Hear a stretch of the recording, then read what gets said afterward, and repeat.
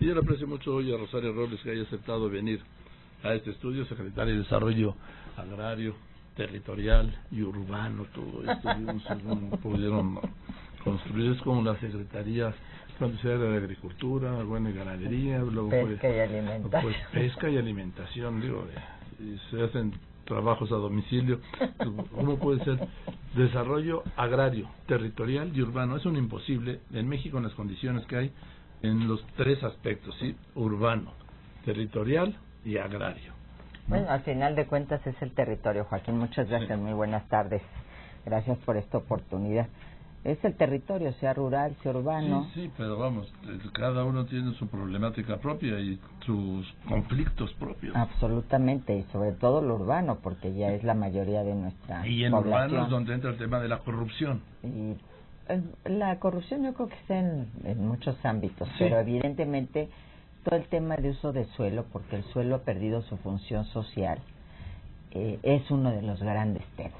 Y es uno de los grandes espacios de corrupción. Exactamente. Porque el que hizo la ley hizo la trampa. Y no tanto por la ley, sino porque como es facultad que está a nivel del municipio, finalmente los permisos que se requieren para el uso del suelo muchas veces son demasiados y entonces abre un tramo muy grande para esa corrupción. Lo que pasó en Quintana Roo con Borges, ¿no? Bueno, por ejemplo. Y en muchos lados, porque estamos hablando de competencias estatales o municipales.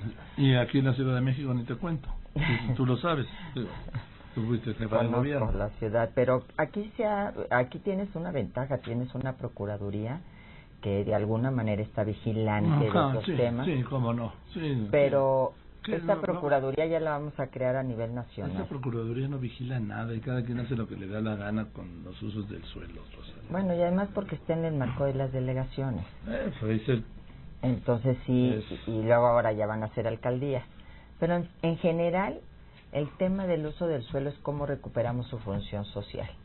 Porque se especula con el suelo. Pues ya no hay modo. Yo creo que ya no hay modo de recuperarlo. Yo creo que sí se pueden hacer una serie de lineamientos legales que, por ejemplo, si tú tienes un terreno en una zona cara y lo dejas baldío porque piensas que dentro de 10 años va a costar mucho más y lo vas a poder vender más por el tipo de zona donde está ubicado, esa gente tiene que pagar porque ese terreno esté baldío. Es parte de las opiniones que hemos dado desde la Secretaría, porque a ti, gobierno, te toca mantener... pero como esos terrenos son de los ricos más ricos, no va a prosperar.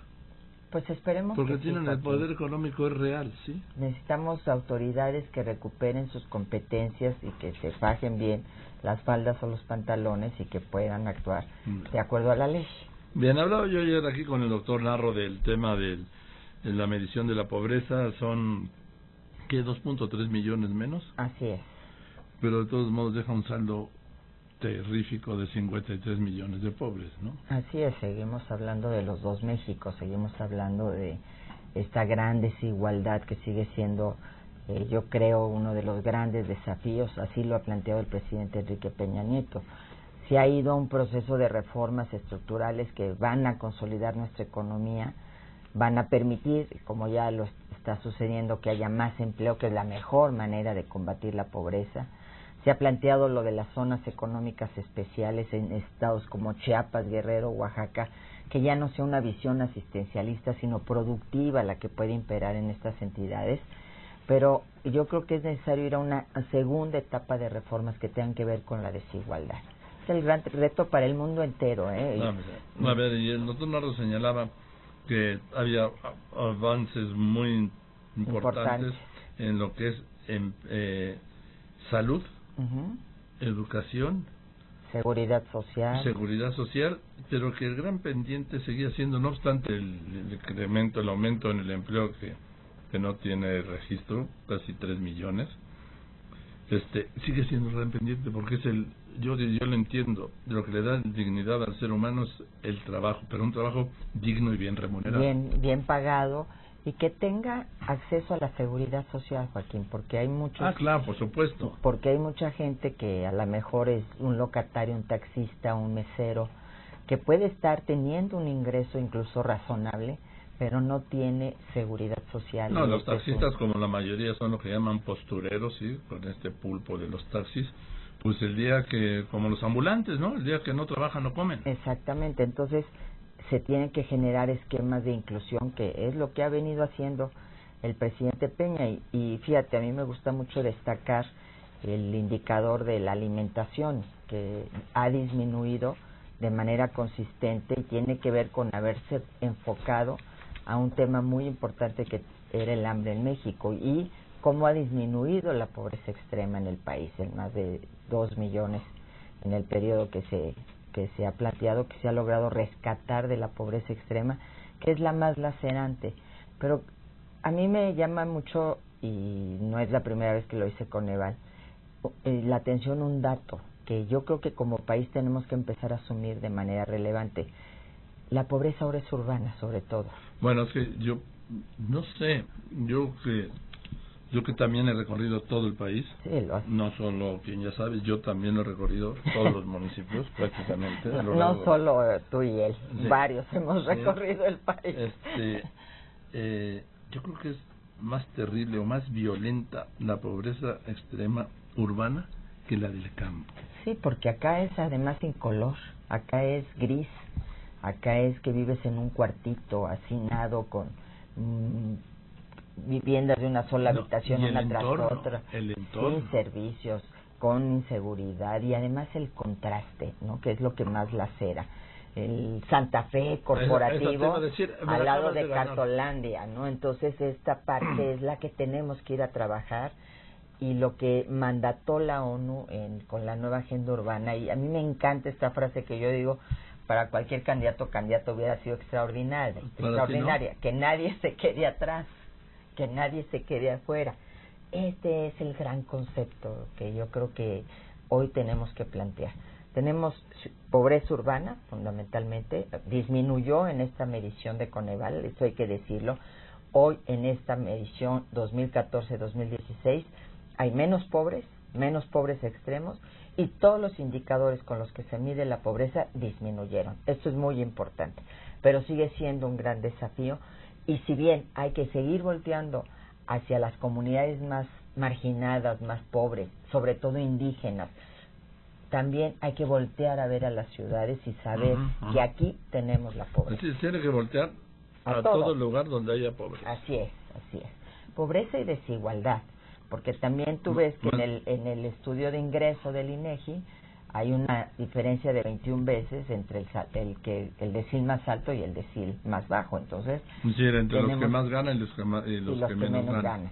Sí, para decirlo en términos muy coloquiales.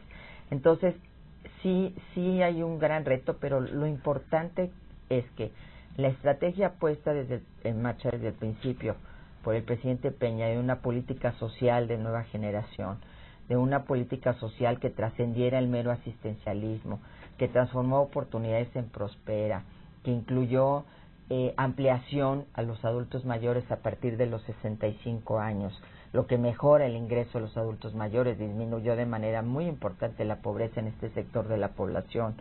Una política social que vinculara lo productivo ahí donde está la pobreza. Pero lo que pasa es que luego trabajan y les quitan el apoyo social. No, porque eso sí lo cambiamos en las reglas. Siempre lo cambiaron. Al cambiar de oportunidades a Prospera, porque la gente, ¿qué nos decía? Y la gente incluso no declara su ingreso. Pues claro, porque que no. dicen, me van a quitar oportunidades. Entonces eso sí lo cambiamos y convertimos oportunidades en Prospera, diciendo: qué mejor que tengas un piso firme, porque si ya tenías piso firme ya te quitaban oportunidades. Si ya tenías una mejor casita, te quitaban oportunidades, cuando el tema es sobre todo el ingreso. Entonces dijimos: no, tú sigues teniendo tu Prospera, aunque mejores tu casa, y parte de los programas de mejoramiento de la vivienda es a la gente de Prospera, porque son los más pobres del país. Entonces, eso sí se cambió, y esto fue muy importante, Joaquín. Y eso lo sabe la gente que recibe la ayuda. Porque el incentivo es al revés. Antes, me quiero quedar aquí porque así me dan, y no quiero mejorar porque si mejoro me van a quitar.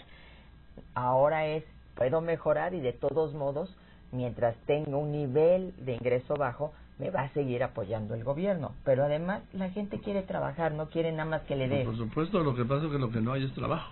Ahora, con este proyecto que presentó el presidente Peña, que ya además se va a empezar a echar a andar, que ya se trabajó, de zonas económicas especiales, en Chiapas, Sí, en pero eso Guerrero, sí es a muy en largo Oaxaca. plazo, ¿no?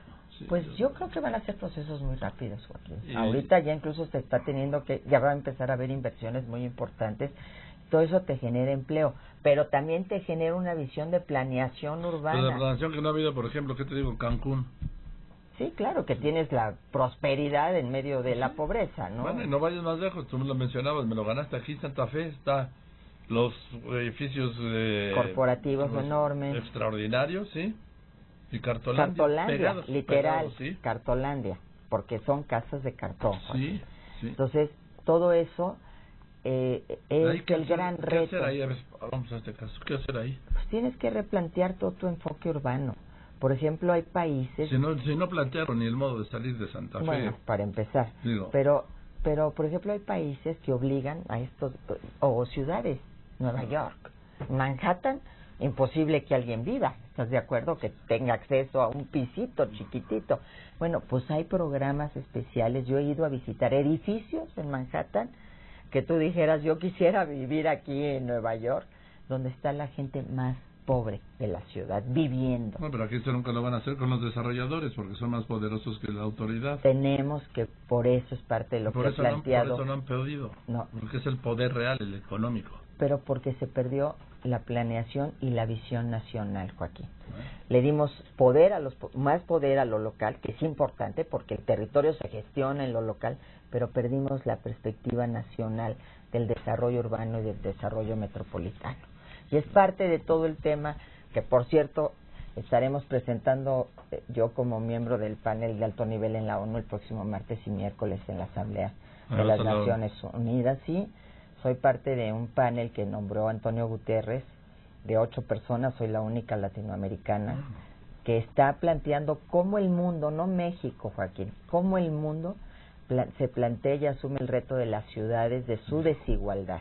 Bueno, pues seguiremos hablando de este tema de la pobreza, porque es algo que debe avergonzar al país, por más que se avance, por más que se disminuye 2.3, qué bueno que se avanzó. Hay 53 millones, estamos hablando de 46, 47%, 45% de pobres, pero deja los porcentajes, estamos hablando de 53 millones de mexicanos en la pobreza, que nos debe avergonzar a todos. Claro, por supuesto.